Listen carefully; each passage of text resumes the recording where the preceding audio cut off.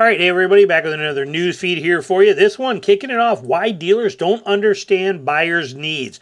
Obviously, I make a whole bunch of videos on how to buy trucks, how to deal with the dealerships, all that stuff. But it's nice to hear some of these things confirmed, and this one was an actual study. It says right here, if you thought that car dealers didn't truly understand the current customer segment, that gap is growing.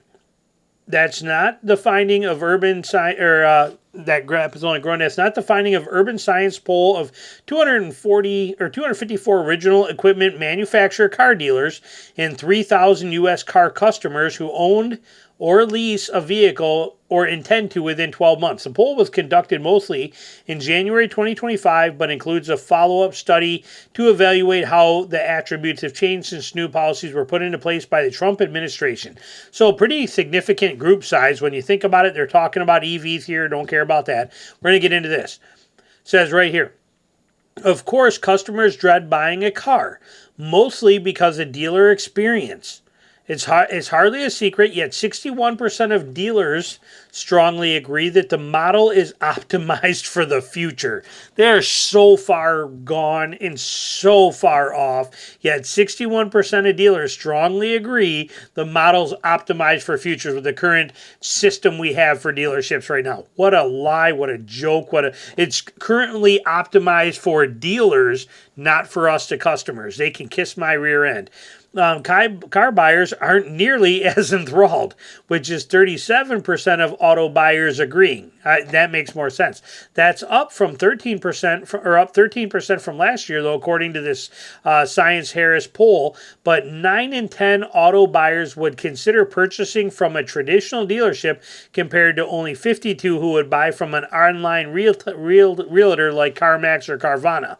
Find it interesting. 9 out of 10 would consider purchasing from a traditional dealership today. I find that very interesting. It says, nevertheless, 94% of dealers view Tesla and Rivian's direct-to-consumer sales model as a threat, and with good reason. For sure with good reason. Okay, people love that system. Around 64% of consumers find direct sales appealing thanks to its traditional or transparent pricing, ability to customize their vehicle, and the avoidance of any price negotiation. I don't even think it's negotiating the price that bothers people anymore, as much as it is the BS, the add-ons, the stupid crap, and all the lies, and the buy rate versus sell rate, and all the hidden fees, and all this stuff that's on there. It's not even about negotiating the price.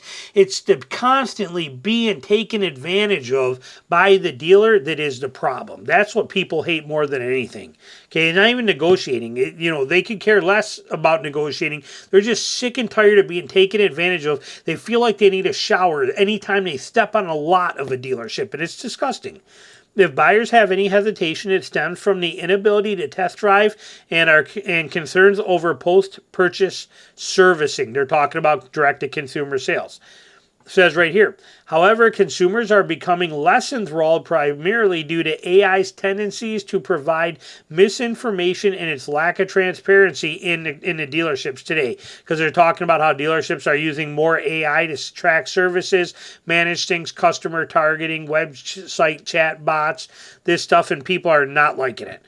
No matter how good or bad the buying experience is, it all comes down to the vehicle's price. For most customers, that remains a big concern, with 64% worried about the vehicle's affordability. It's also a concern among 40% of dealers, yet 52% of car buyers are also worried about the cost of insurance, while 47% are concerned about the maintenance costs. All three outrank the cost of gasoline, which worries only 44% of buyers. So some interesting stats there if you want to read that again. Pretty interesting stuff here. Final thoughts, though. Well, dealers might think they are providing the very best sales and service experience possible, and the best retailers in the business no doubt are. Multiple studies prove that the dealers aren't sensitive to the issues affecting their buyers. 100% true. The negativity built up by dealers over decades in response to shady sales and service practices isn't so easily dissipated. And honestly, there's way more of it now than there was in the past. It's got way worse. They're horrible today. And the push for direct-to-consumer sales is the result, and people want it. They are sick and tired of dealing with the dealership experience. Unfortunately, though, we don't have to have it anymore. Call Mark Dodge. Find whoever that. I haven't bought a Ford in forever, but find that Ford dealer that's like that too. Find these dealerships that'll give you a good price, no BS, no add-ons, no markups, no nothing like that. You can buy it over the phone. You get the thing done. They deliver it to you. You go pick it up, whatever you want, and you are done. They're out there, and I'll tell you what, any dealership that is not starting to lean in that direction and start getting good, they're going away. It's either crap or get off the pot, okay? Because you don't have much time left. People are, we're done with you. People are educated now. They're not putting up with your crap. New manufacturers wouldn't push for a new sales model if the old model worked so well, or wasn't abused by those who are part of it. True. Consumers distrust the car dealers. True. Which remains a part of the car buying process. True. Is something the industry has earned over the past century, and it could take just as long to change. Also true. We hate dealerships. We do not like how they are liars. They are cheats. They are scams. They are scum. They are any word you want to put in there. And it's sad that it has come to that, but that's how we see them. And we didn't make them that way. They made themselves that way. We just have to answer it, and that's what it is. Okay, anybody tries to take as much money from you as they possibly can, not good people. Especially when they're cheating you like they do, buy rate and sell rate. They're gonna make you pay thousands and thousands and thousands of dollars in extra interest to the bank so they can make $1,500 and not tell you about it. Okay, who does that? Shady. And again, people are speaking up. They're done with it. How about this article right here? Drivers warned to look out for 5 fake charges that add a bunch of stuff on there, including a section here which we'll get to from right here from the Federal Trade Commission even telling you how to do this. Let's look at this one real quick. We'll burn through it here. It says, there are multiple ways dealerships may be running up prices for unsuspected buyers to increase revenue. Shady tactics. Okay. Buyers across the nation should be aware of bait and switch tactics used to run up the price tag in particular, which is also illegal. Okay, bait and switch is defined as low or fake car price online that racks up once the driver steps foot in the dealership. They have been deemed illegal a few years ago. Fake fees, superfluous add-ons, whatever that word is, and overly expensive costs are all examples of how prices may have been driven up by the dealership. Shady tactics. Right here, ready?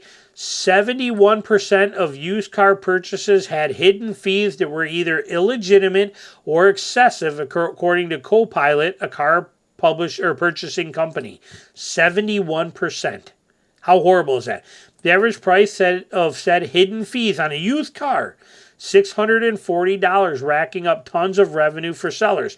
Every year, $11.8 billion in these fees are added to final sales, according to the company. $12 billion dealerships are sucking out of our pocket for no reason other than to just take it from us. And that's not just normal profit stuff. Hidden fees. That's hidden fees. $12 billion in hidden fees. Insane. Some of these additional price add-ons could be license fee, which are the most expensive for the buyer, plate fees, transportation fee, title fee, or dock fee. Oh, the ever-elusive dock fee. The dock fee, where it costs probably $30 to have the state do it, but in many places, especially down here in some of the places in the South, they're $1,200 and $1,500 dock fees. Okay, it's disgusting. Some of the most excessive add-ons for buyers are window etching. Come on. Wheel and lock fees. Okay, those locks that you can get where they get them for $20 and they sell them to you for $200, which cost buyers on average $1,800 alongside reconditioning and exterior paint protection. $1,800. Insane. Okay, the best way, it says right here, best way for buyers to avoid excessive costs are to reach out to the seller before going to the dealership, look at the fee breakdown and what's being added, and look at the average prices for these specific fees like licensing and stuff like that per state. In other words, do your research. We'll come back to this little chart here in a minute. I think that was it, right? Did I cover it? Yeah, so let's look at this now. Here's what the FTC, or the Federal Trade Commission, is cracking down on dealerships that charge buyers unfairly. Not really. We wish they were, but they're really not. It says here, however, many transactions are hard. They aren't spotted due to electronic signing documents. May add-on fees aren't spotted. Okay, interesting. Here's how the agency says you can spot them. Demand a physical copy of the sales contract or invoice and read it carefully. Customers aren't required. Ready? Customers aren't required to pay for add-ons they don't want. Let me say that one more time. Customers aren't required to pay for add-ons they don't want, like nitrogen-filled tires, paint protectant, wheel and tire insurance, etc. Customers aren't required to pay for those, so you can get them removed. They may choose to not let you remove them, but you are not required to pay them. Be sure you understand the total cost, not just a monthly. Make sure your total cost is in writing so you can get an idea how many other fees play into the monthly fee. If it's different from what you originally agreed on, the dealer may be adding on fees. Do your research ahead of time. Paymentcalculator.net. Explore your options for financing. First, check with your bank, as they will give you better rates on auto loans depending on your credit. Bring a hard copy of that pre-approval notice to entice the dealer to meet or beat those terms, getting rid of buy rate, sell rate.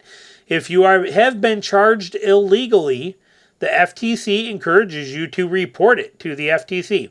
Pretty interesting. So let me know your thoughts on this stuff here, what you're thinking. But it looks like, dealerships are getting kind of freaked out because of the push for direct-to-consumer. B, dealerships still think that they're doing the right thing, even though they're the shadiest people on the planet. And C, FTC and these guys are cracking down and telling you, hey, here's how you avoid this stuff from happening. And D, don't forget I got a whole playlist on this called Truck Buying Info Playlist on my channel that'll teach you everything in the world you could ever need to know so that you never have to deal with this stuff. Any questions, comments, put them below. Thanks for watching.